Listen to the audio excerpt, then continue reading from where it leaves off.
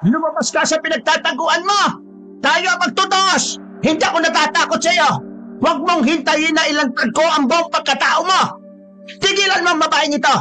Sila sabi ko sa iyo, hindi mo gugustuhin ang gagawin ko sa iyo! Maririnig sa buong kabahayan ang pag-iyak ng isang babae hanggang inalo ito ng ina. Pinatawag siya para gamutin ang buntis na anak ng isang taga roon. Pagtapak pa lang niya sa bakura ng mga ito, ay batid na niya agad na kampon ng kadiliman ang kanyang kalaban. Maya-maya pa, nilapitan na niya ang babaeng namimilipit sa sakit ng tiyan. May dugong umaagos sa maselang bahagi ng katawan nito. Binigyan niya agad ito ng karampatang lunas. Naramdaman pa niya ang pag-alis ng nilalang na yon. Nakahinga naman siya na maluwag. Tinyak niya na munang maayos na ang lagay ng buntis bago umuwi sa kanilang bahay. Ano? Kumusta ang lagay ni Nenita? Maayos na ang lagay niya. Tumigil na ang pagdurugo niya. Iniwan kong natutulog.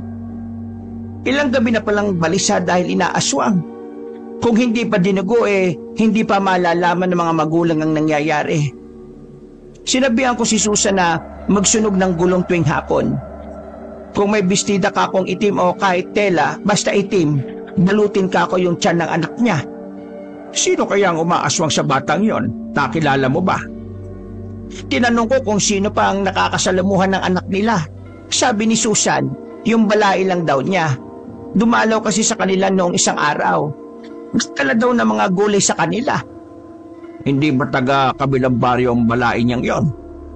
Ay, ewan ko ba? Iba ang kutob ko.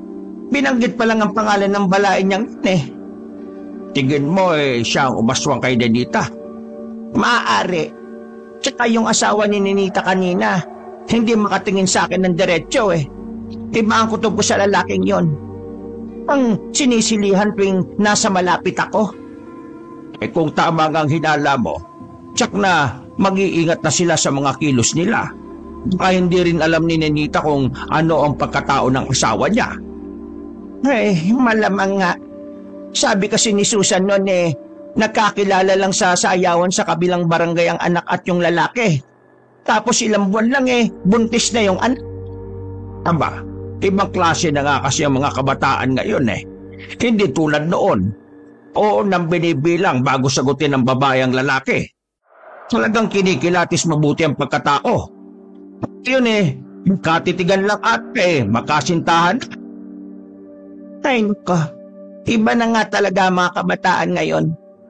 Lagi ngang sinasabi ni Susan na puno naman daw ng pangaral ang batang yon. Pero parang hindi daw ipinapasok sa utak. Mabuti ngang mababait ang mga magulang niya. Sa kabila nun nakakaawa pa rin naman. Naiiling na lang pareho ang mag-asawa sa kanilang pinag-uusapan. Si Aling Leonie ay inayos na lang muna ang mga ginamit sa panggagamot. Samantalang si Mang Domeng naman ay kinuha ang kanyang itak at buntot pagi. Parehong namana yun sa kanyang ama na isa ring albularyo sa baryo nila. Si Aling Leonie ay laking lola, maagang naulila sa mga magulang. Ang mga ito'y biktima ng aswang. Ang pagiging albularyo nito ay minana rin lang sa kanyang lola at may natural din na abilidad sa panggagamot. Pareho na silang nasa mahigit 30 ng magkakilala. Noong mga panahon na yon, pareho na nilang tanggap na hindi sila magkakaroon ng sariling pamilya. Pero ang tadhana na rin ang may gusto na mag-cruise sa mga landas nila na nauwi sa pag-iibigan. Kanina pa ang bisita natin sa labas. Haharapin ko muna Ang pamilyar sa akin yung masangsang na amoy niya. Hindi ko lang matandaan kung saan ko yan naamoy. Tayo talaga ang pakay niya Dito ka lang Kaya ko na siyang haraping mag-isa. Nakatingin lang si Manang Leonie sa asawa hanggang makalabas ito ng kanilang bahay. Ipinagpatuloy na lang niya ang kanyang ginagawang pag-aayos sa mga halamang gamot na nasa botelya at garapon. May tiwala naman siya sa asawa na magagawa nitong magapi kung sino mang nasa labas ng kanilang bahay. Ng mga sandaling yon, narinig niya ang ungol na tila nasasaktan. Ganon din ang sunod-sunod na hampas ng latigo. Lumipas ang ilang sandali, pumasok ang asawa na tila walang nangyari. Nakatakas siya, pero nagawa ko siyang sugatan ng malalim. Bukas, magbabahay-bahay ako para malaman kung sino ang aswang na yon. Napansin ko, madalas tayong may bisita dito sa bahay baka umabot na sa kanila yung balita na marami na tayong napapaslang na mga kabaro nila. Isa lang ang nakikita kong dahilan ng parati nilang pagbisita sa atin. Gusto nilang maghigante. Alam mo naman kakayanin nila tayo. Tumanda na tayong nilalabanan ng mga katulad nila. Puso ang iba sa kanila Kaya mag-iingat pa rin tayo. Ay, mabuti pa. Tara nang magpahinga. May lakad nga pala kami ni paring Ipes sa kabilang baryo. Humingi kasi ng tulong yung isa niyang pamangkin doon. Pwede bang ikaw na lang ang umalam kung sino yung aswang na pumunta sa atin ngayon? Sige. Punang bahala sa kanya kung sino man siya. Gusto mo bang sumama pa ako sa iyo sa kabilang baryo? Ay, hindi na. Tsaka, mabuti yung may naiiwan dito para kung sakali na merong magpapagamot. Gusto sanang tumutol ni Leonie sa asawa pero naisip niyang tama naman ito. Nasanay na kasi siyang laging kasama ang kabiyak sa lahat ng lakad nito. Kinabukasan, maagang naghanda ng almusal si Leonie. Nagluto rin siya ng babaunin nito sa lakad nito. Ilang araw ka kayang mawawala? Pinakamatagal na siguro, mga 5 araw. Mag-ingat kayo ni Ipe sa pupuntahan niyo, ha? Ikaw din, mag-ingat ka rin dito. Huwag ka magpapagabi sa labas. Huwag mo akong alalahanin. Ayos lang ako dito. Ikaw ang inaalala ko. Hindi mo kasi kabisadong lugar na pupuntahan niyo huwag ka mag-alala. Taga doon si Ipe. Kilala niya mga tao ron. Nang dumating si Ipe, umalis na rin ang mga ito. Si Leonie naman, inabala na lang ang sarili sa mga gawaing bahay. Bago magtanghalian, may dumating na mag-ina para magpagamot. Akala niya wala nang darating para magpagamot pero nung nagluluto na siya ng tanghalian, dumating si Aling Susan para sunduin siya. Ayon dito, may sakit ang manugang nito na asawa ng anak na si Ninita. Agad niyang kinuha ang mga maliit na bag na pinaglalagyan ng mga ginagamit niya sa panggagamot at sumama na ito. Pagdating sa bahay ng mga ito, pinapasok agad siya sa silid ng mag-asawa. Nadatnan niya roon ng lalaki na namimilipit sa sakit. Nang hawiin niya ang kumot na tumatakip rito, humantad sa kanya ang mga malalim na hiwa nito sa dibdib. Biglang kumuyom ang kanyang mga kamao, sabay ng paglabas muli sa silid na yon. Nagtataka naman ang mga tingin na mag-ina sa kanya. Pasensya ka na, Susan, pero wala akong magagawa para gamutin ang manugang mo.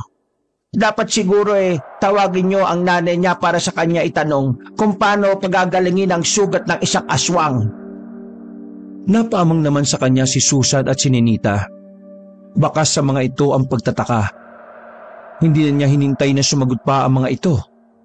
Mabilis na rin siyang umalis ng bahay na yon. Hinahapunan, nabalitaan niyang namatay na ang lalaki. Kinuha rin ng pamilya nito ang katawan at inuwi sa baryo ng mga ito. Nang araw ding yon, dumalaw sa kanya si Susan. Wala di umano itong kaalam-alam na aswang ang kanyang manugang. Kaya daw pala malimit itong nawawala sa gabi. Yung pala nangangaswang. Dagdag pa nito, nagdadalawang isip na rin ng anak nitong ipagpatuloy pa ang pagbubuntis. Pinayuhan naman niya ang babae sa dapat nitong gawin. Walang kasalanan ng bata. Hindi tama na madamay siya dahil sa aswang ang kanyang ama. Kahit may dugong aswang pa ang nananalaytay sa kanyang mga ugat, tamang paggabay lang ang kailangan niya para lumaki siya ng mabuting bata. Nang umalis na si Susan, napaisip naman siya bigla kung tama ba yung mga sinabi niya rito. Meron kasing pagdududa sa kanya kung talaga nga bang hindi magiging perwisyo ang batang nasa sinapupunan ni Ninita balang araw. Nakibit balikat na lang siya. Saka na lang niya po problemahin kapag dumating na ang araw na yon. Samantala, nakarating na ang dalawa sa bahay ng pamangkin ni Ipe. Sinalubong agad sila nito na nagmano pa sa kanila. Salamat po at nakarating kayo ng matiwasay sa baryo namin. Salamat din po, Mang Domeng. Sumama kayo kay Chong. Hindi ko maaaring tanggihan ang lahat ng humihingi ng tulong sa akin. Ano pa ang problema na hindi masabi-sabi ni Ipe sa akin? Gusto daw niyang sa'yo mismo manggaling eh. Sa loob na lang po ng bahay ko sasabihin. Pumasok na po tayo sa loob. Baka po may makakita sa inyo rito eh. Mahirap na. Baka makarating pa sa mga yon. Nang pumunta pa lang sila sa baryo na yon, napansin na ni Domeng ang kakaibang bigat ng paligid na kanilang dinadaanan. Para bang may mabigat na puwersa na hindi nakikita ang nararamdaman niya. Makailang beses din silang may nakasalubong na itim na ibon. Para sa kanya, isa yung babala. Noon niya napagtanto, hindi basta-basta ang madadatnan niya sa baryong pupuntahan. Pagkapasok sa loob ng bahay, kapansin-pansin ang mga nakaharang na tabla sa bawat bintana. Tila ba iniiwasan nila ang pagpasok ng mabangis na hayop na galing sa labas. Nagkalat rin ang iba't ibang pangontra laban sa aswang. May isang grupo po kasi ng mga tao ang dumayo dito sa amin. Nung una, namimigay lang sila ng mga pagkain sa mga bahay-bahay, maging mga gamot para sa mga may sakit. Tingin ko, hinuhuli lang nila ang loob ng mga taga rito. Hanggang isang araw, nawawala na po yung ibang mga bata dito sa aming lugar. Para silang mga bula na bigla na lang naglaho. Naisip nyo na baka mga aswang yung dumudukot sa mga bata? Wala na po akong ibang naiisip eh. Yung iba, hindi naniniwala sa amin ni tatay. Gumagawa lang daw kami ng kwento.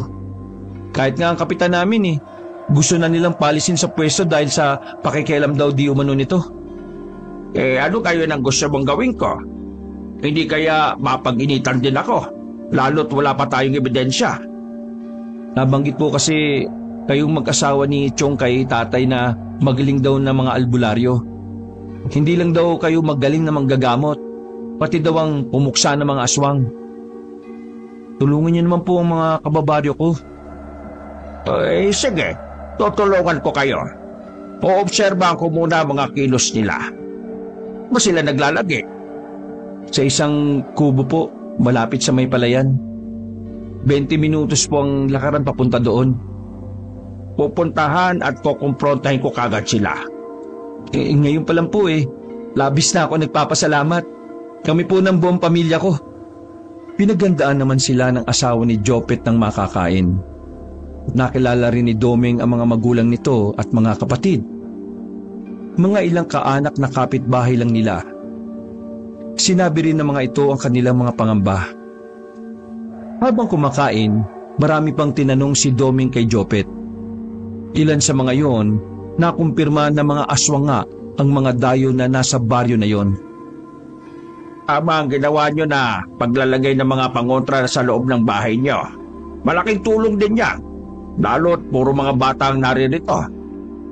Sinabi lang po yan ni tatay na sinabi naman sa kanya ni Chong. Ay, oo nga po. Bakit nga hindi niyo po kasama ang asawa niyo? Kailangan din kasi siya sa baryo namin. Minsan kasi may biglaan na lang na may sumusulpot sa bahay para magpagamot. Kaya hindi ko na siya isinama. May anak po ba kayo? Wala kaming naging anak. Siguro dahil pareho na kaming may edad nung magsama kami. Ayos din naman, masaya naman ang aming pagsasama kahit hindi na kami biniyayaan ng supling. Bihira lang po akong makakilala ng parehong mag-asawang albularyo Ay teka, maiba nga pala ako. Pwede mo ba akong samahan sa palayan kung saan naroon ang mga sinasabi mong mga aswang? Oo, sasamahan ko po kayo.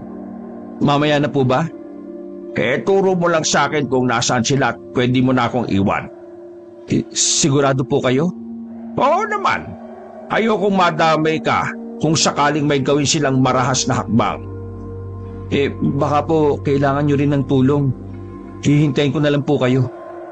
Wag na, iho. Kaya ko na to. Sanay na ako sa mga ganitong sitwasyon. Hindi naman na nakapagsalita si Jopet. Nakaramdam din ito ng kaba ng mga sandaling yun. Maya-maya, bago kumalat ang dilim sa paligid, lumakad na sila pagkatapos magbilin sa mga naiwan sa bahay.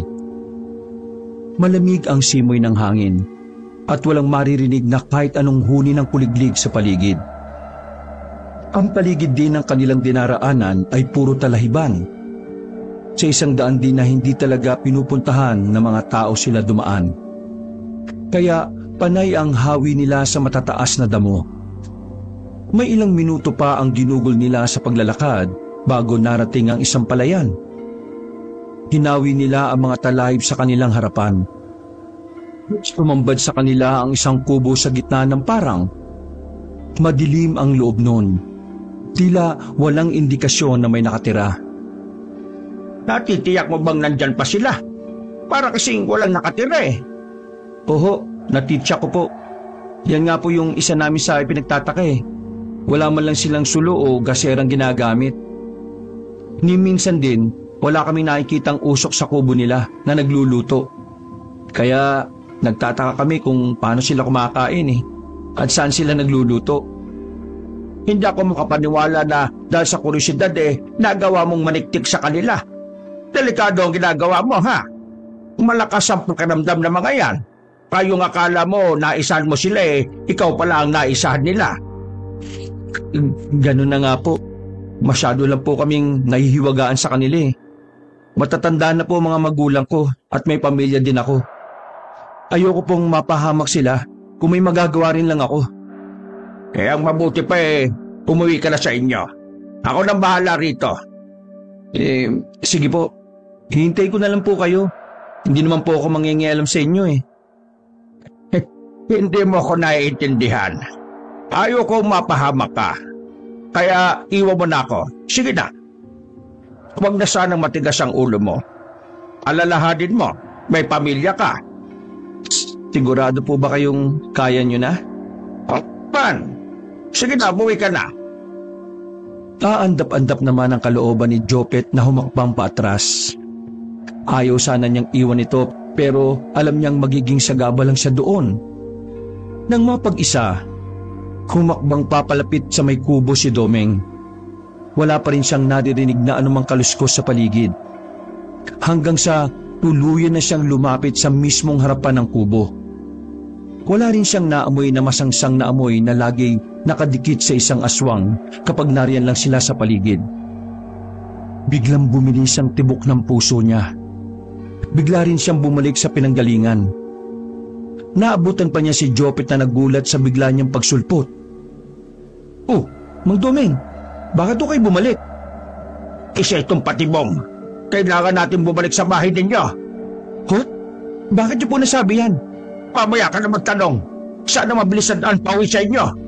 "Dito po. Tara, sumunod po kayo sa akin." Nauna nang naglakad si Jopet. Sa ibang direksyon sila dumaan.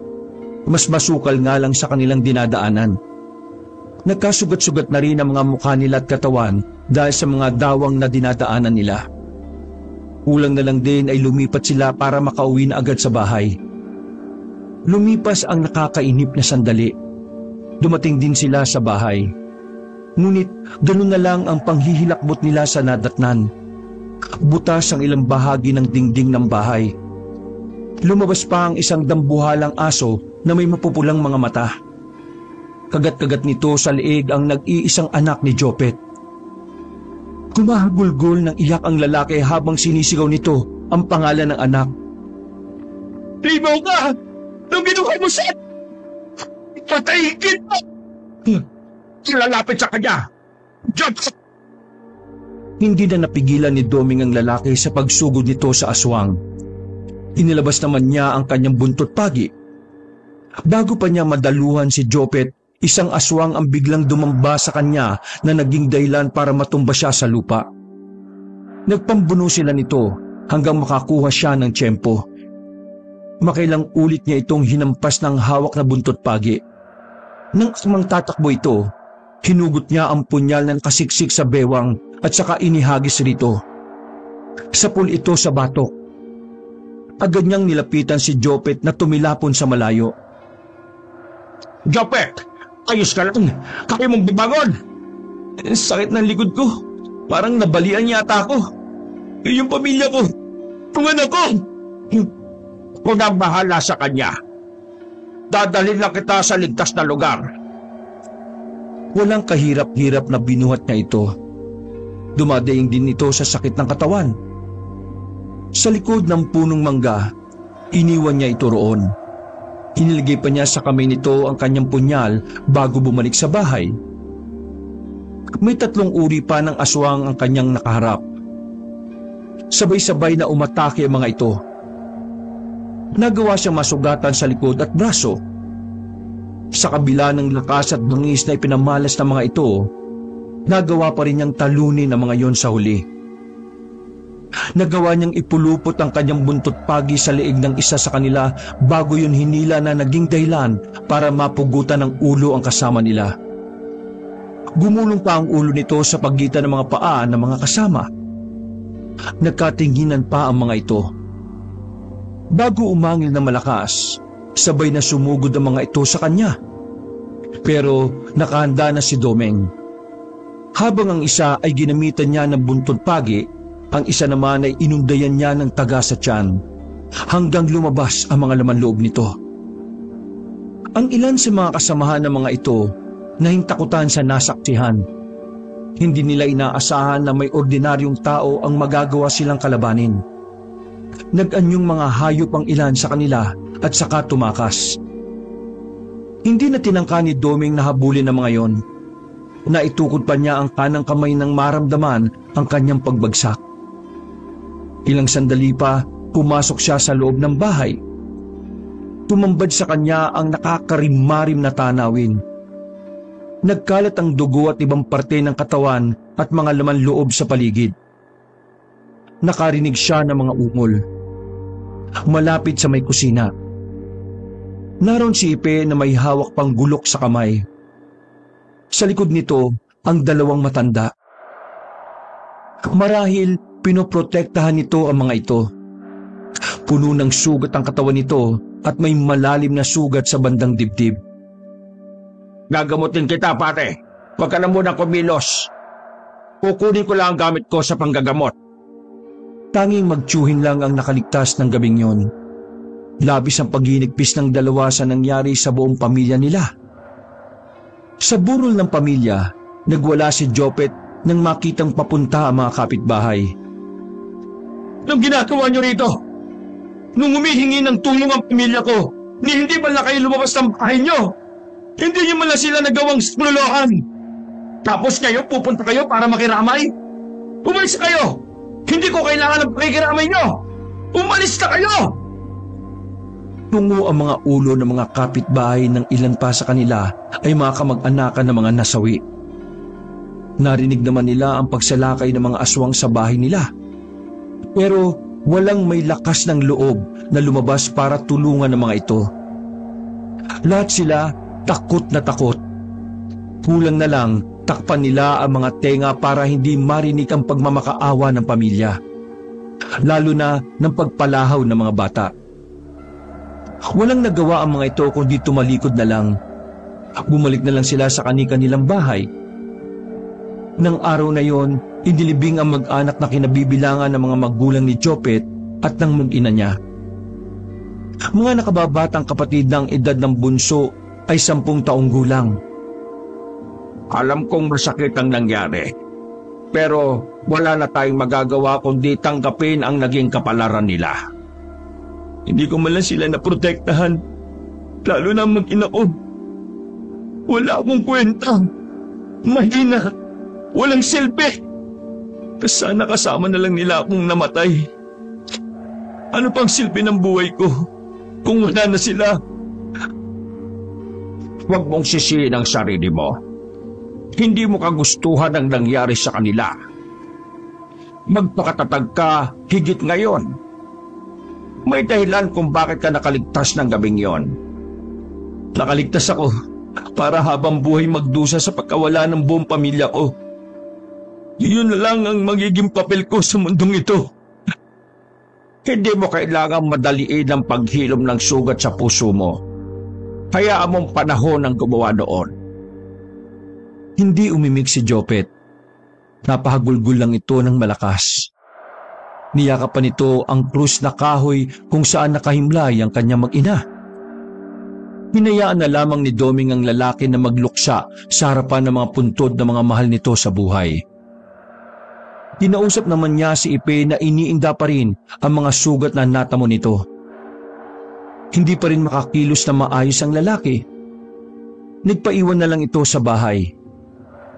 Sobrang naawa ko kay Jopet. Baka kung ano na ang gawin niya. Nagtataka lang ako kung bakit sumugod sila dito. Paano nila nalaman na papunta kami sa kubo sa palayan? Yun din ang ipinagtataka ko.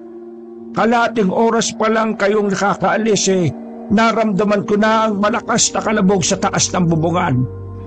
Ang mga nakaririnding kalmot sa dingding ng bahay. Nagtataka ako kung paano sila nakapasok. Nang tingnan ko mga pangontra, wala mga yon sa bintana at pinto. Hindi ko alam kung sinong nagtanggal.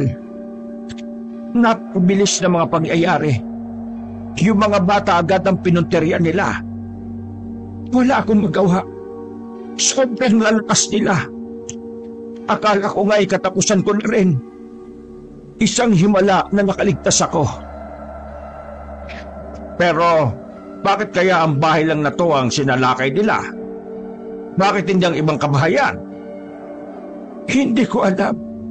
Hindi kaya alam nila na ang tanging mga nakatira dito ang mga naniniwala sa kanila? Posible rin. Baka alam rin nila na nandito ako.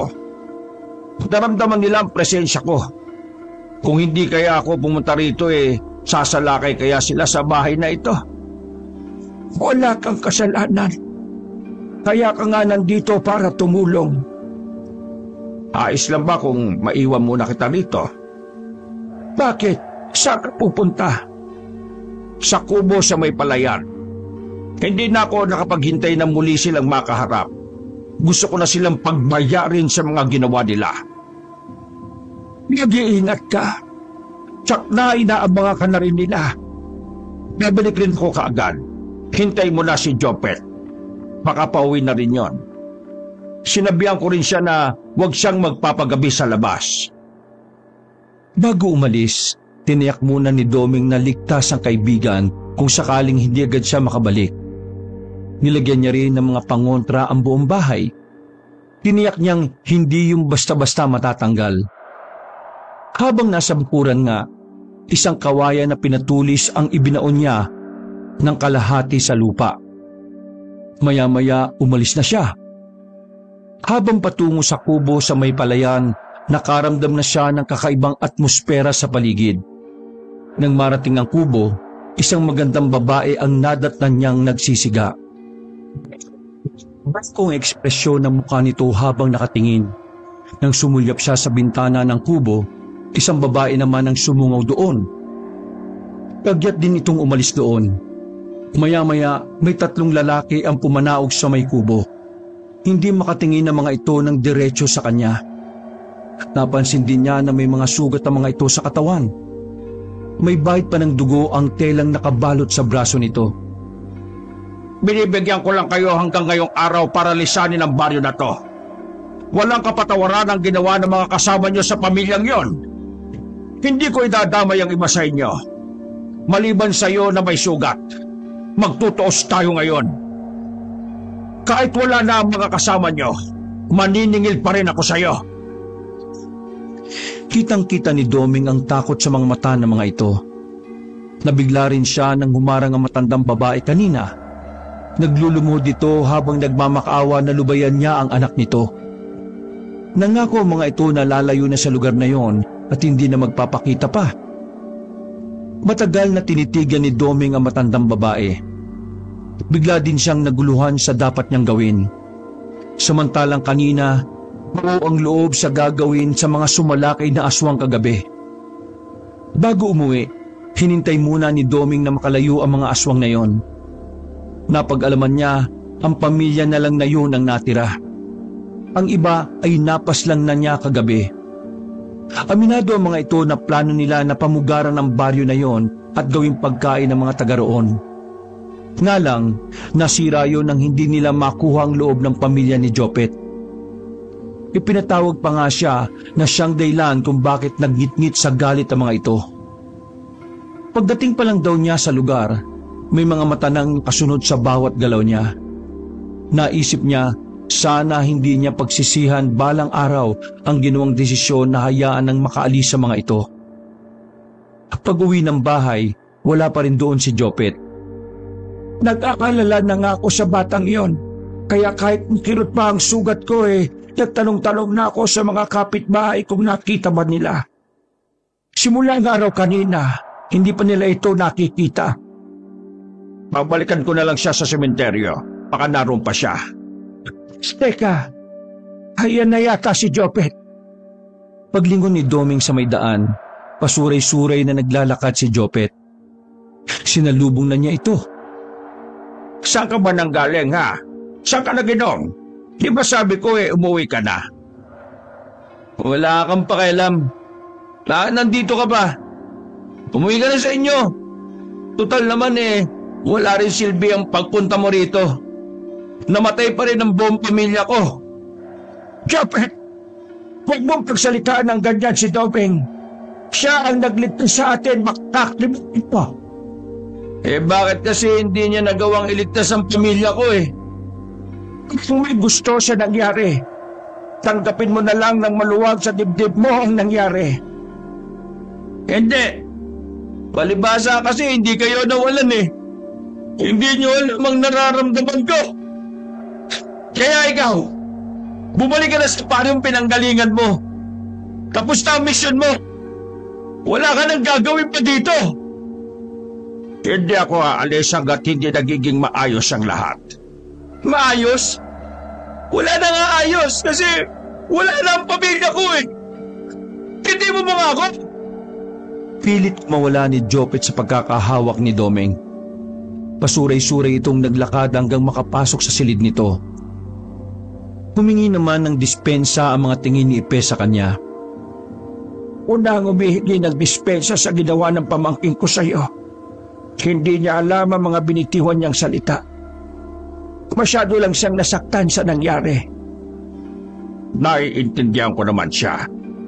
Mula ngayon, wala namang gugulo sa baryong ito. Umalis na ang mga natitirang aswang. Ibig mong sabihin, hindi mo sila tinapos? Hindi. Nangako naman silang aalis at hindi na babalik sa baryo na ito. Tsaka, yung mga aswang na napatay ko nung gabing yon, sila ang pumatay sa buong pamilya ni Jopet. Kaya kahit papaano naipagiganti ko na ang pagkamatay nila. Mas mabuti sana kung tinapos mo na sila. Salot ang mga yon. Hindi ka nakakatiyak kung totoo ang sinasabi nila na lalayo na. Sana lang huwag mong pagsisihan balang araw na pinakawalan mo lang sila ng ganon. Iniisip ko rin yan. Bahala na kung balang araw ay pagbayaran ko ang desisyon kong iyon. Bukas ng umaga, babalik na ako sa baryo natin. Sasama ka na ba sa pagbalik? Hindi na muna siguro. Walang kasama si Jopet dito. Kahit pasabihin mong puro ka mag-anak ang nasa paligid alam ko naman na wala silang pakialam. Ikaw na lang din ang bahalang magpaliwanag sa asawa at anak ko sa nangyari dito. Kinabukasan, nilisan na ni Doming ang baryo. Kay Ipe lang siya nakapagpaalam dahil tulog pa ng mga oras na yon si Jopet. Dumaan muna siya sa bahay ni Ipe para sabihin sa asawa nito ang nangyari. Labis naman nabigla ang ginang at anak nito. Nag-alala rin ng mga ito sa kaligtasan ng lalaki. Sinabi na lang niya na wala ng aswang sa baryo na yon, kaya hindi na kailangan mag-alala pa kay Ipe. Nang makauwi naman ng kanilang bahay, masaya siyang sinalubong ng asawang si Leonie. Buti naman nakauwi ka na. Halos 1 linggo kang nawala.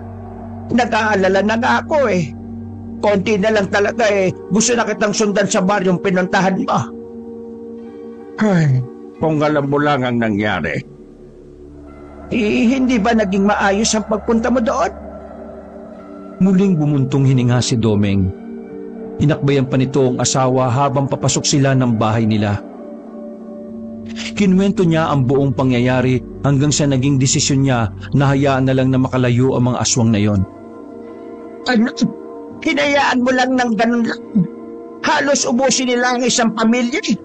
Tapos hinayaan mo lang. Ano ka ba naman, Domeng? Yung mga napatay ko naman yun talaga ang may kagagawan sa pagkamatay ng pamilya ni Jopet.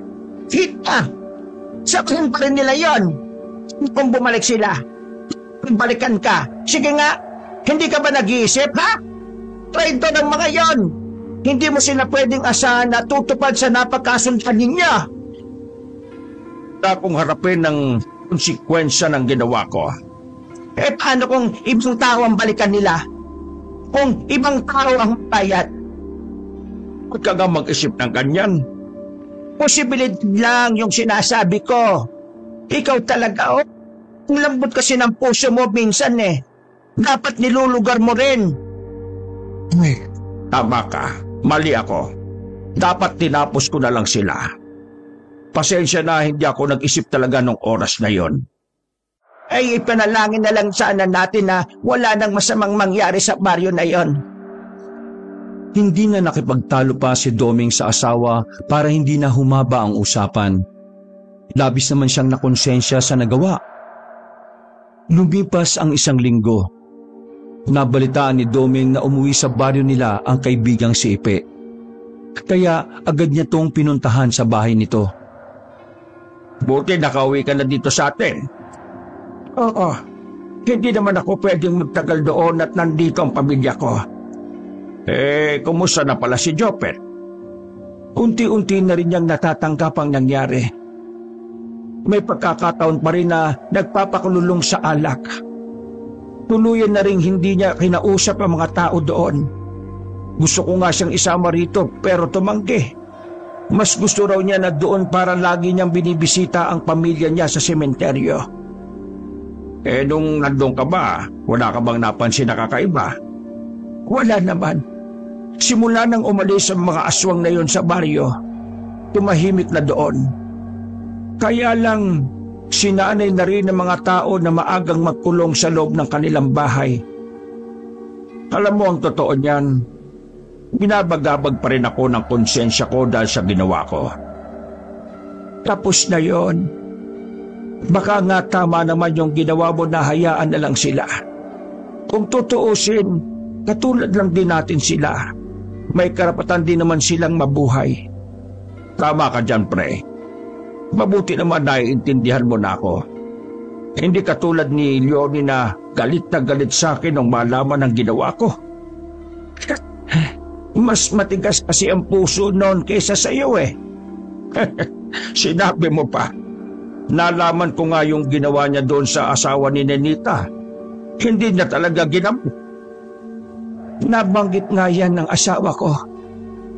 Napansin ko lang para yatang nag-uumpisa na namang dumami ang mga aswang ngayon.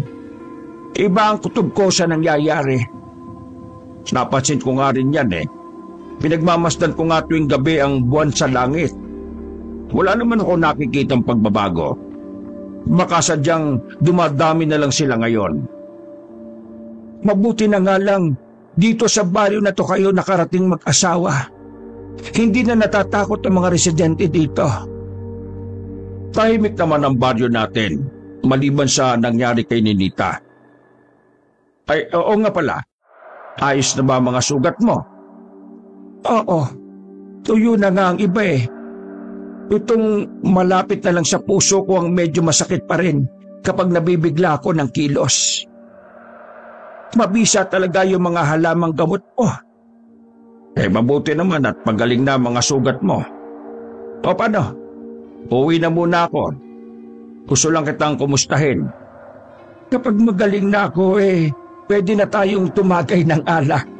Meron ako diyang labanog. Sige ba? Kapag talagang magaling ka na. Nang makauwi sa kanila, wala pa ang asawa. Nagpaalam itong meron lang gagamutin na bata. Naisipan niya munang mag-orasyon sa paligid ng bahay nila. pantaboy din sa masasamang elemento na umaali-aligid sa paligid. Nang matapos, balak na sana niyang umuwi sa loob ng bahay nang mapukaw ang atensyon niya ng isang itim na ibon na nakadapo sa sanga ng puno. Batid niyang isa yung babala sa kanila. Maya-maya, lumipad na yun palayo. Nawaglit na rin sa isip niya ang tungkol sa ibon nang marinig ang pagdating ng asawa. Dinulutan niya ito ng isang tasa ng kape. Kumusta yung batang ginamot mo? Ayos naman siya. Sa tingin ko, hindi naman siya tinatao gaya ng sabi ng mga magulang. Ano palang nangyari sa bata? Ay, sa tagal ko nang nanggagamot. Ngayon lang ako nakaengkwentro ng ganito. Alam mo yung bata? Parang nakikita niya ang mangyayari sa hinaharap. Kanina nga hinawakan niya ang kamay ko. Sinabi niya, kailangan nating mag-ingat dahil marami daw ang gusto tayong pabagsakin. Natukoy pa nga niya na isa ka ring albularyo. Talaga? Kung ganun espesyal pala ang batang yon. Kinausap ko na nga lang ang bata na ingatan ang abilidad niyang iyon. Hindi lahat kako naiintindihan ng kakaiba niyang kakayahan. Sinabi ba niya na maaring manganib ang buhay natin pagdating ng araw? Hindi niya yon sinabi. Basta mag-iingat daw tayo.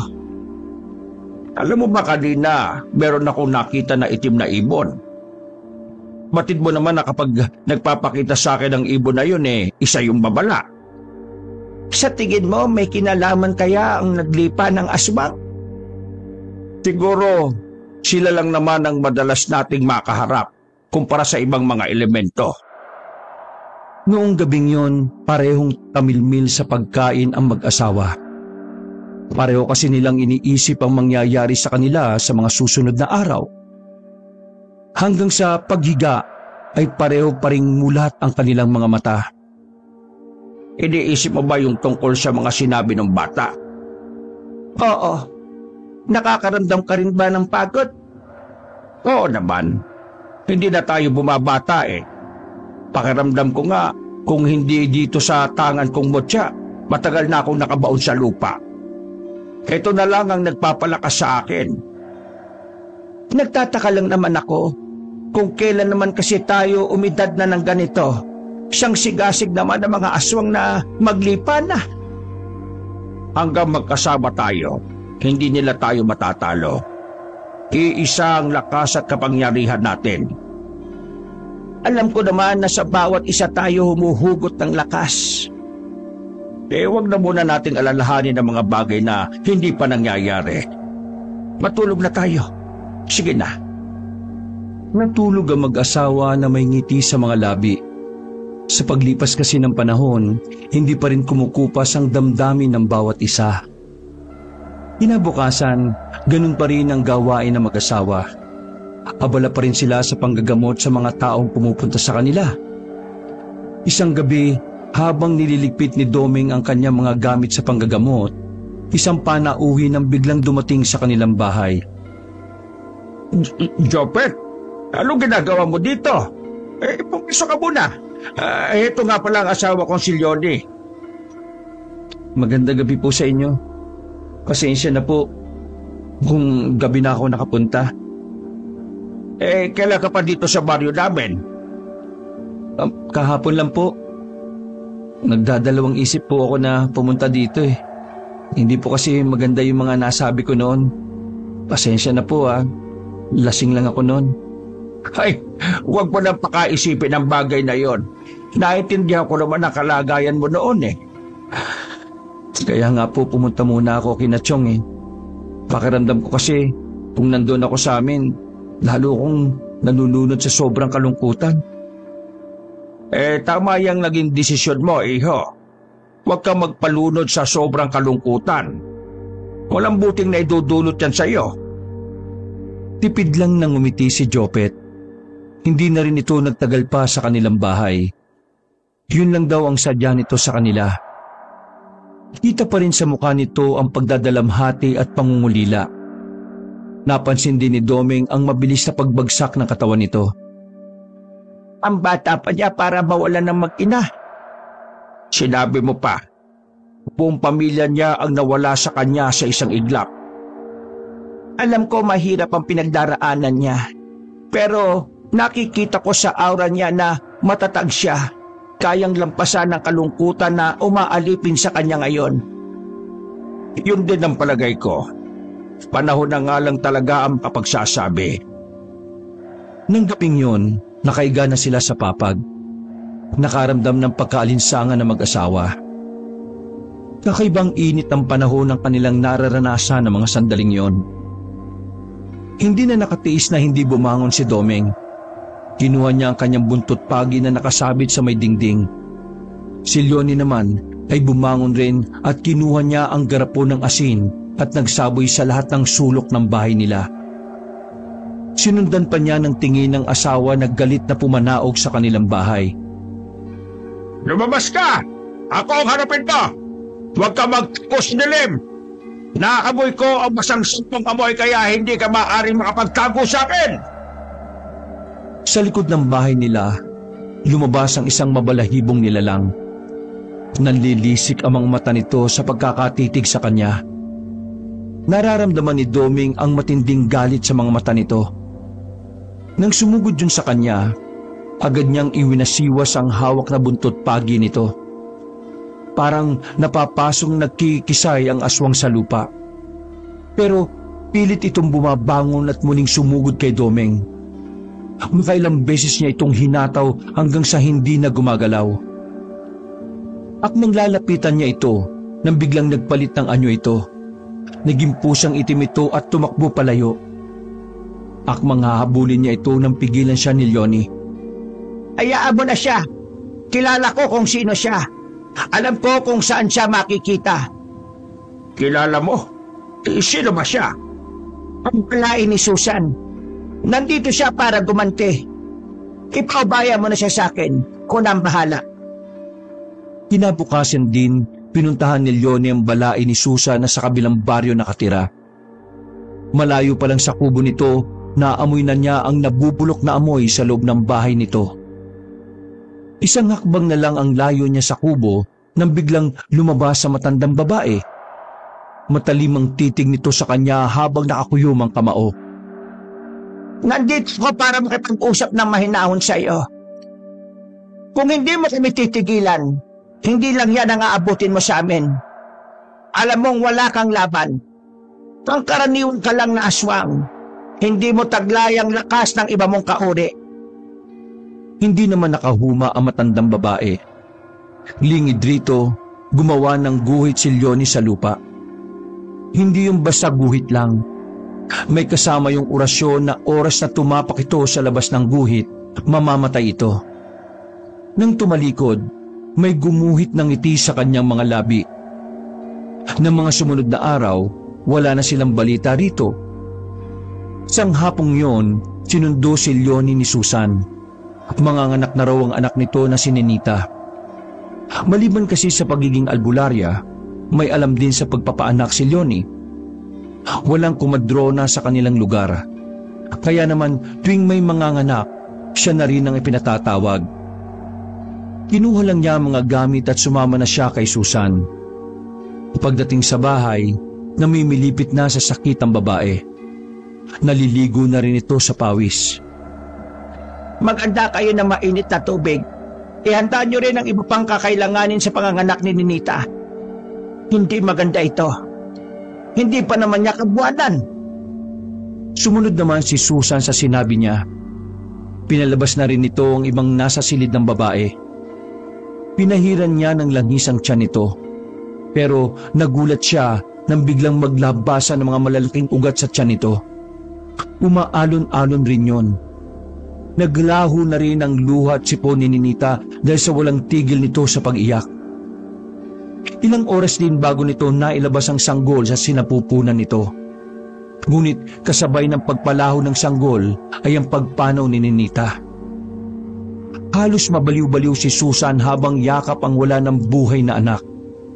Iniisa sa pamilya, wala man lang pumansin sa sanggol na binalot niya muna ng tela. Kinausap ni Susan si Leonie na dalhin ang sanggol at bahala na siya kung ano ang gagawin dito. Nang malaman daw niyang aswang ang ama ng sanggol na yon, plano na daw nilang itapon yon. Lalo na ngayong wala na si Ninita. Penyo rin ang sanggol na ito. Tugon niyo pa rin. Hindi niyo magagawang basta na lang ipatapon ang sanggol na ito.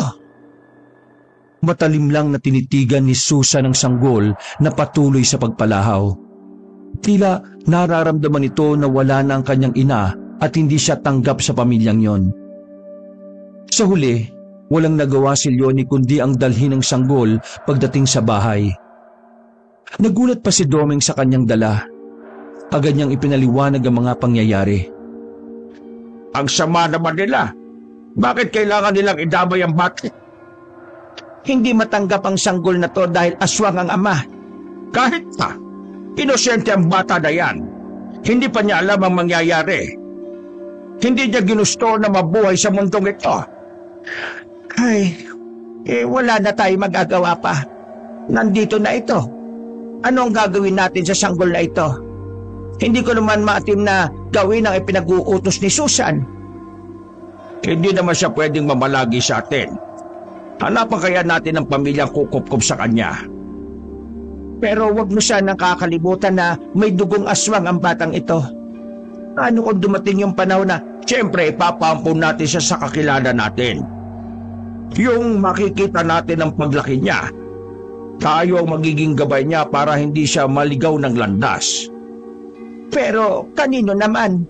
May kakilala ka bang pwedeng umampun sa batang ito? Sa ngayon wala pa.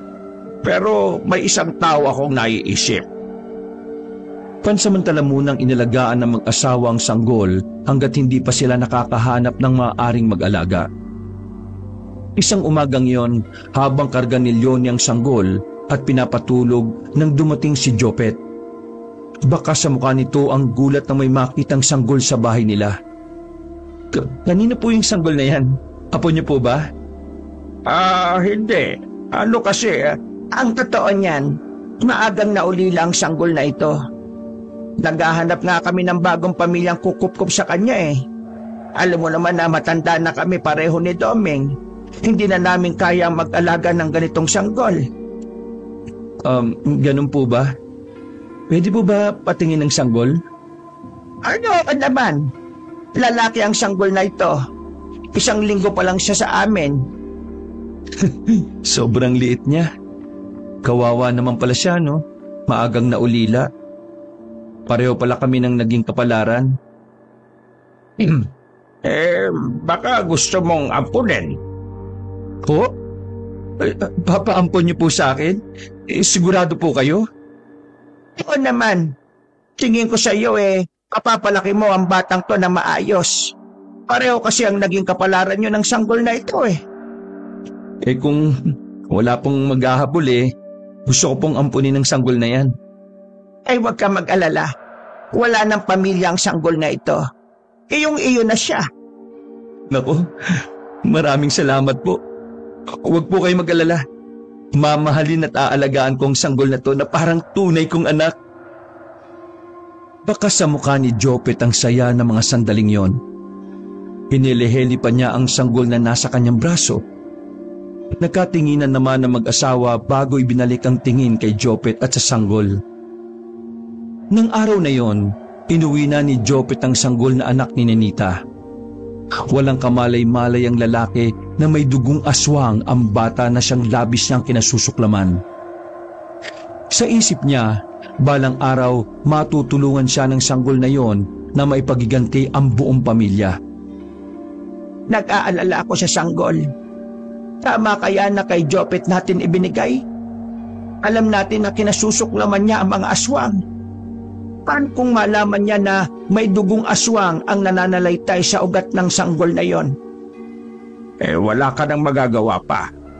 Nasa kanya na ang bata. Isa pa, naniniwala ko na magiging mabuti siyang ama rito. Tanging siya lang ang naiisip ko na pwede nating pagbigyan ng sanggol na yon. Sana lang tama ang naging desisyon natin. Sana lang din huwag magbago ang isip ni Susan na bawiin ang apo. Sa tingin ko, hindi na. Balita ko balak nang umuwi ng probinsyang mag-anak. para daw makapagbagong buhay sila. Gusto na raw nilang kalimutan ang malagim na pangyayari sa kanila sa baryong ito. Maganda na rin siguro yon. Pero ano pa kaya magiging kapalaran ng sanggol na yon? Wag na muna nating isipin ang bagay na yan. Ang mahalaga, nasolusyonan na natin ang problema kung kanino ipapaampo ng sanggol. Minsan, bala kong dalawin ng sanggol para makamusta man lang. Habang nag-uusap nga ang mag-asawa, ay biglang dumating naman si Ipe. May dala itong mga gulay na sariling pananim nito. Pasensya na kung ngayon lang ako nakadalaw ha. Pinasikaso ko muna kasi itong mga pananim ko. Napabayaan ko na eh. Eto, dinalhan ko kayo. Ay, salamat sa mga ito. Kumusta na mga sugat mo? Galing na. Hindi na kumikirot. Peklat na lang ang naiwan. Magkape na muna kayo, Ipe. Ay, salamat naman yun eh. Paano? Maiwan ko na muna kayo. May gagawin lang ako sa may kusina. Ay, ano nga pala ang balita sa baryong pinuntahan natin? Itong isang araw nga dumalaw dyan yung pinsan kong taga roon. Ang sabi, payapa naman daw ang lugar nila kumpara dati na kung sino-sino ang dumadayo. Palibasa kasi nga, liblib na at malayo sa kabiasnan. Mabuti naman kung ganon. Minsan, sumasagi pa rin sa alaala ko ang nangyari sa lugar na yun eh. Labis nga ang pasasalamat nila sa iyo. Kaya, huwag mo nang dalhin sa dibdib mo yung nangyari na hindi mo natulungan ng pamilya ni Jopet. Ay, oo nga pala, maiba ko. Lalaki kasing yon, nagpagawa ng kubo sa tabi ng bahay ko. Sabi nga dito na nga daw siya titira sa baryo natin. Kanina pagkakita ko may karga-kargang sangkol. Sa inyo daw galing. Totoo ba yun? Oo. Hulila na yung sanggol na yon. Namatay sa panganganak ng nanay. Ayaw naman alagaan ng pamilya ng babae. Kaya ibinigay na lang niya kay Leone. Bahala na daw ang asawa ko sa gusto nitong gawin sa sanggol. Alam mo naman na pareho na kaming matanda ng asawa ko. Kaya di na namin yun maaalagaan. Kaya naisip ko na baka gusto ni Jopet ampunin.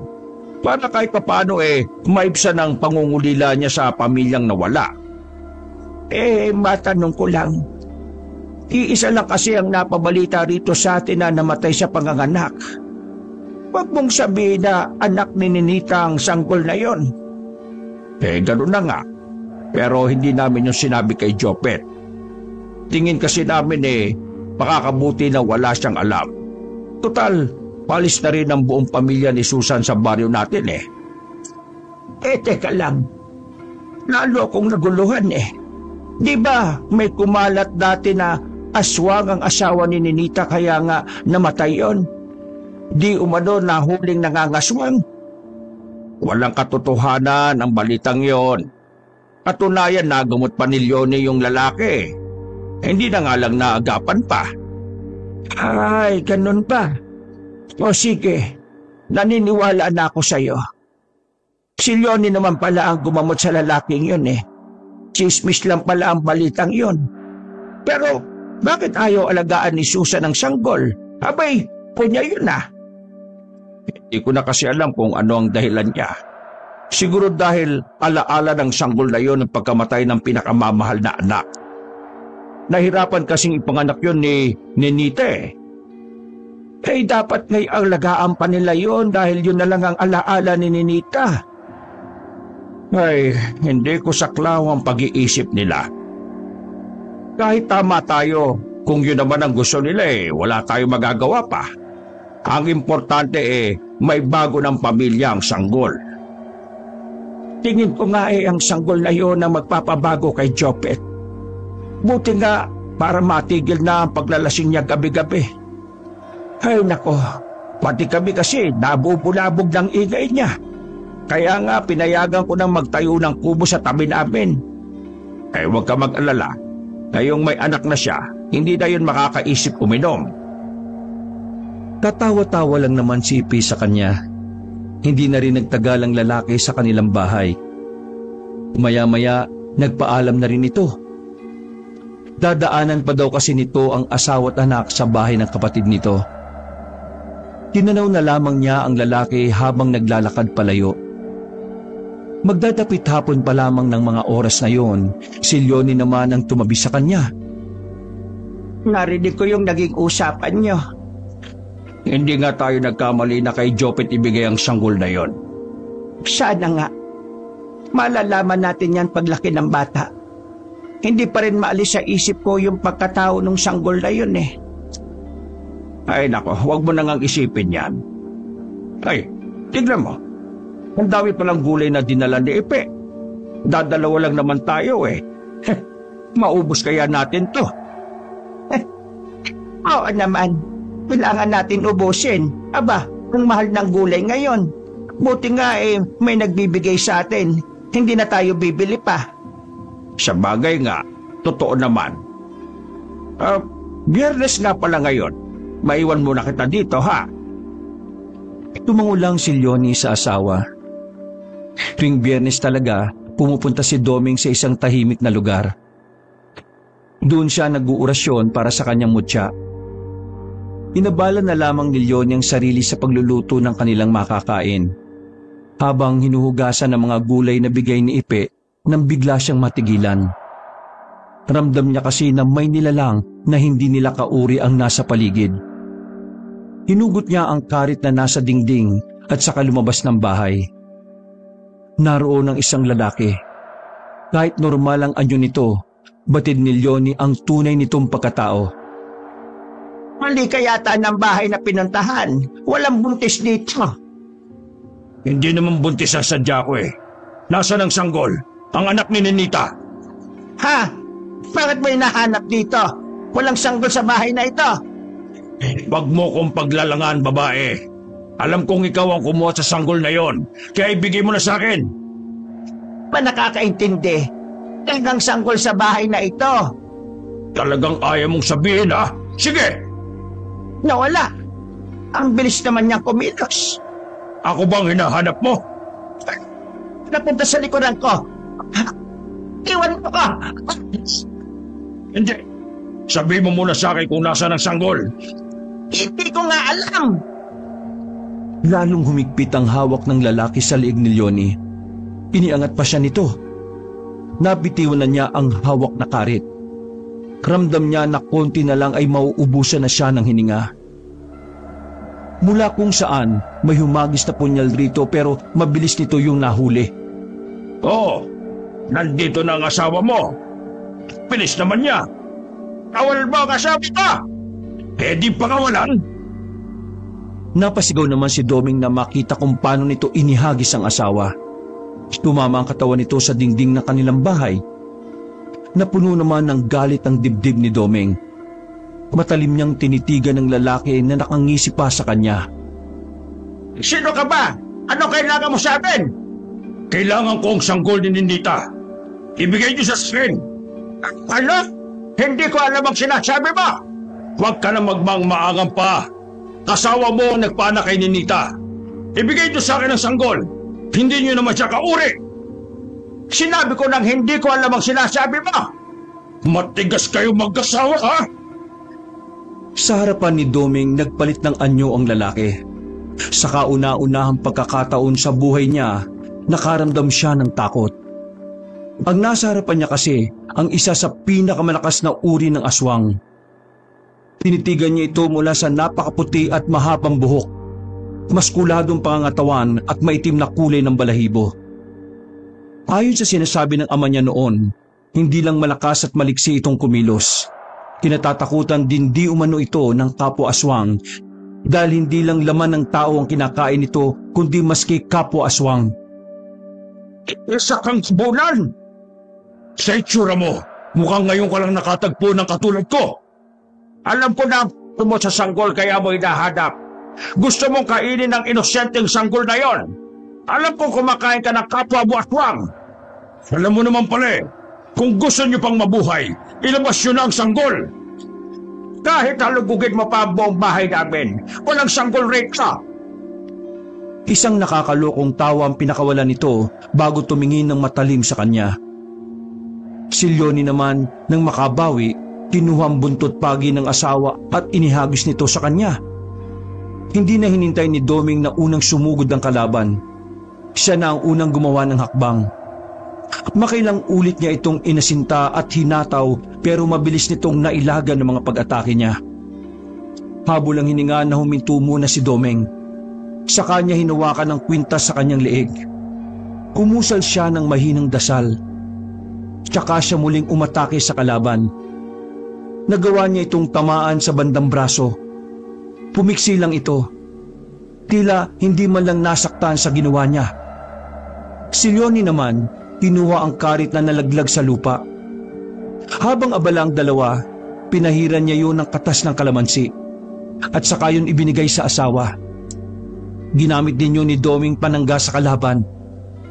Pagdaiti pa lang ng balat nito sa karit, tila napapaso itong umatras. Umangil ito ng malakas bago mabilis na umatake muli. Handa na si Doming sa gagawin nito. Kaya bago pa ito makalapit ng tuluyan, makailang beses na niya itong hinato ng buntot pagi at saka tinaga. Sa pagkamangha nila, buhay pa rin ito pero nangihina na. Iniwanan sila nito ng matalim na tingin bago nawala sa dilim. Manghahabulin ito ni Doming nang pigilan siya ng asawa. Hayaan ko na lang siya. Tsak namang babalik siya dito. Saka natin siya paghandaan. Kailangan natin balaan si Jopet. Huwag ka mag-alala. Hindi niya malalaman na ang sanggol na hinahanap niya ay na kay Jopet. Bago ko ipaubaya sa kanyang sanggol, isang orasyon ang ginawa ko para hindi ito maamoy ng mga kabaro niya. Mawawalan lang ng bisa yon kapag namatay na ako. Tama kaya ang hinala ko na gusto niyang kainin ang sanggol ni Ninita. Ayon sa kwento ni Ama noon, ang mga gabunan ay kumakain ng kapwa nila aswang. Masarap din di umano sa kanila ang sanggol na anak ng isang aswang. Maakaring tama ka ng hinala. Sa susunod na pagbabalik niya, kailangang handa na tayo. Tsak na mas malakas siya at mabilis pa sa susunod. Nang gabing yon, hindi na nakatulog ang mag-asawa. Hinintay na lang nila ang pagbubukang liwayway. Agad nilang pinuntahan ng kubo ni Jopet. Naabutan nila itong kalong sanggol at malaki ang pagkakangiti. Oh, ang aga po ng pagdalaw niyo ah. Ano mo bang sa atin? Wala naman. Gusto lang namin kumustahin ang bata. Naku, huwag po kayo mag-alala. Maayos ko po siyang naaalagaan. Mabuti naman kung ganon. Mukhang lumaki na nga siya ngayon ah. Ang lakas pong dumedi. Ganun po yata kapag lalaki. Ganun din kasi yung anak ko noong sanggol pa. May ibibigay nga pala ako sa sanggol na pulseras na gawa sa beads. Puprotektaan siya nito kahit ano man ang mangyari. Ay, salamat po, Aling Leonie. Paano? Aalis na kami. Yun lang naman ang sadya namin. Inatid pa sila ng tanaw ni Jopet habang palayo. Iba ang kutob niya sa pagpunta ng mag-asawa sa kubo niya. Pero binaliwala na lang niya ang nararamdaman. Nang umiyak ang sanggol, natuon na rito ang atensyon niya. Pagdating naman ng mag-asawa sa bahay nila, nanguha ng mga kawayan na gagawing pangbakod sa paligid ng bahay nila si Doming. Maghapon silang abalang mag-asawa sa mga gawaing nakatoka sa kanila. Pinagandaan nila ang pagbabalik ng nakatunggali nila. Malakas ang pakiramdam nila na babalik yon mamayang gabi. Naisip ko, pangkaraniwan lang ang ama ng sanggol na yon. Nasa mababang uri ng antas ang pagkaaswang. Kaya natitiyak kong walang dugong gabunan ng sanggol na yon. Gusto lang niya talagang gawing hapunan ng sanggol. Sa totoo lang, mas gusto kong lumayo ka na lang. Ako na lang ang haharap sa halimaw na yon. Hindi kita iiwan kahit anong mangyari. Magkasama tayo sa hirap at ginhawa. Dapat lang naharapin natin na magkasama ang aswang na yon. Ikaw lang kasi ang inaalala ko. Ayaw kong mapahama ka. Huwag mong maliitin ang kakayahan ko. Nakikita mo ba ang nasa loob ng garapon na ito? Yan ba yung buhok ng aswang na yon? Oo. Habang sinasakal niya ako, nagawa kong kumuha ng hibla ng buhok niya. Gagamit natin ito. Ang talino talaga ng asawa ko. Nang gabing yon, sabay pang bumangon ng mag-asawa na makarinig sila ng mga pag-alulong ng mga aso mula sa malayo. Siya na kaya yon? Hindi ko alam. Titingnan ko lang, dito ka muna. Sumilip sa may bintana si Domeng. Wala naman siyang nakita na kahit ano, pero nakakarinig siya ng mga kaluskos. Lumabas na siya ng bahay nila. Sinalubong siya ng malamig na simoy ng hangin. Sinuyod niya ang buong paligid habang nakikiramdam. Sa pagharap niya sa kanyang pinanggalingan, sinalubong siya ng malakas na bigwas ng nilalang na nakatunggali. Bumalandra siya sa lupa pero agad din siyang nakabangon.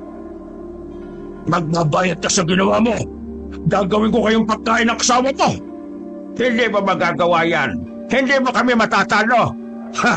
Mayabang na tao. Tingnan natin. Muling nagtagisan ng dalawa ng lakas at bilis.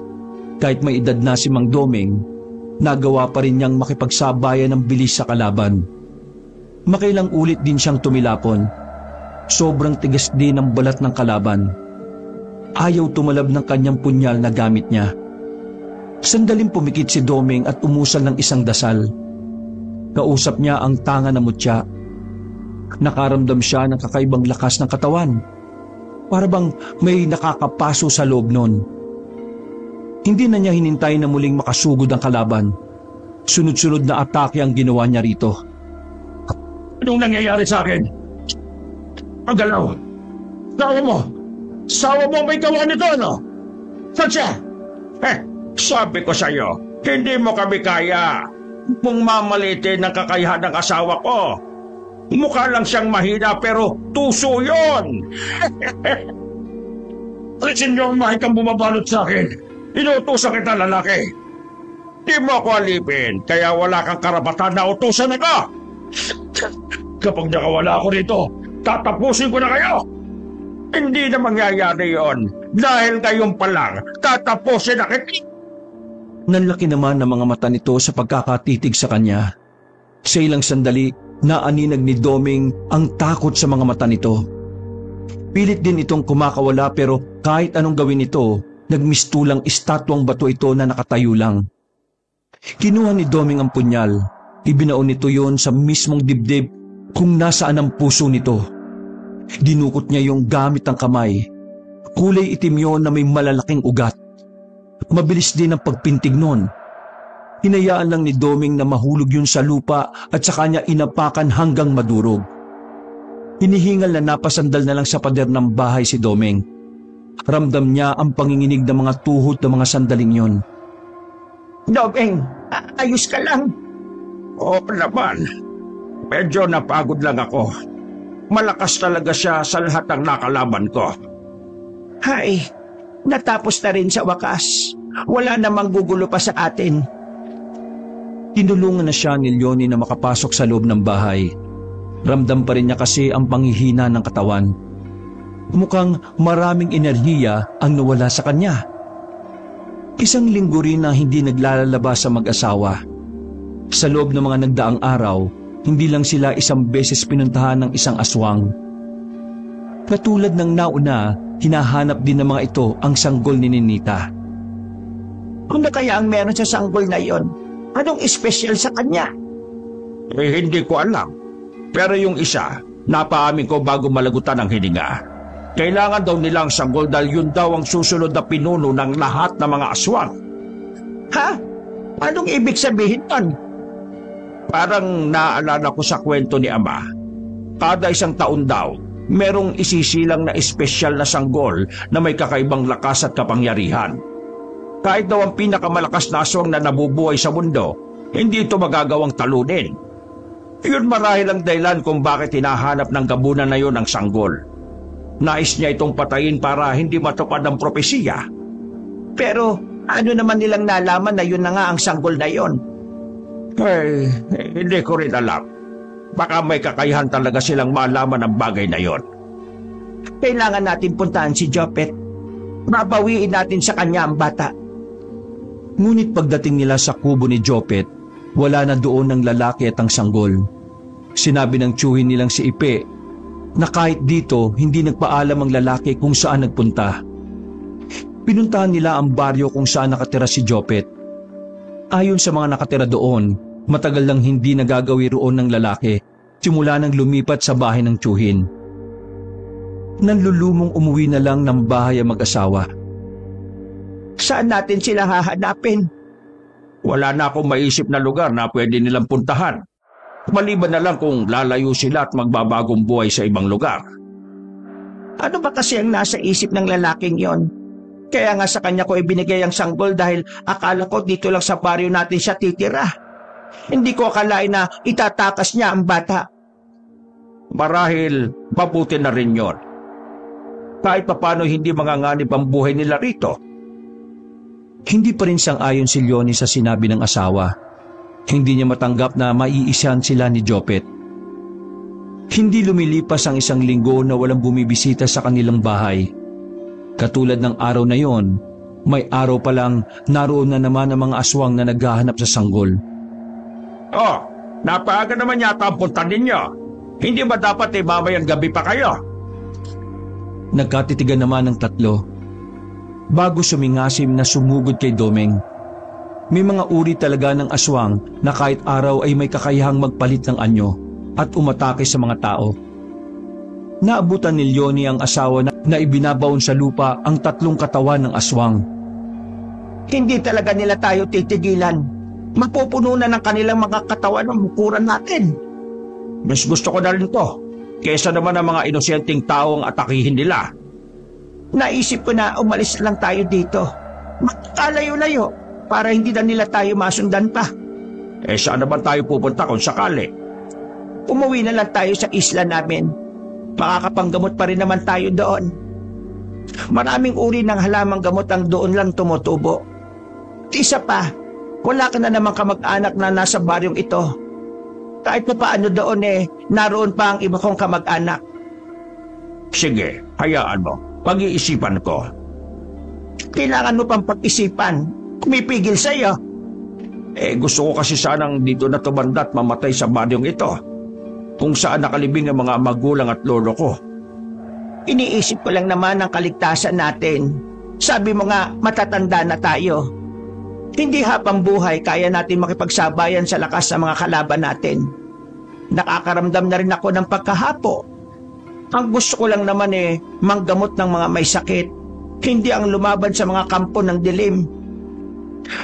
Sige, naiintindihan ko naman. Bigyan mo lang ako ng panahon para mapag-isipan ang sinasabi mo. Hindi na sumagot si Leonie sa asawa. Tumalikod na lang siya at pumasok sa loob ng bahay. Laman ni Domeng na may tampo ang asawa. Hindi naman niya ito masisisi dahil may punto naman ito. Naisipan na lang niyang puntahan ng kaibigan na si Ipe at sinabi rito ang gustong mangyari ng asawa. Hindi ko alam na may ganyan palang nangyayari sa bahay niyo. Sana ay nagsabi kayo para makahingi man lang tayo ng tulong sa mga kababaryo natin. Ayoko naman na may madamay na ibang tao. Kami lang naman ang sadya nila Kung sakali na umalis kayo sa baryo na ito, mawawalan kami ng magagaling na albularyo. Isa pa, hindi kaya kami ang baligan ng mga aswang na yon? Isa rin yan sa iniisip ko kapag umalis kami. Ka naman pwedeng paliwanagan mo si Leonie na huwag nang umalis sa baryong ito.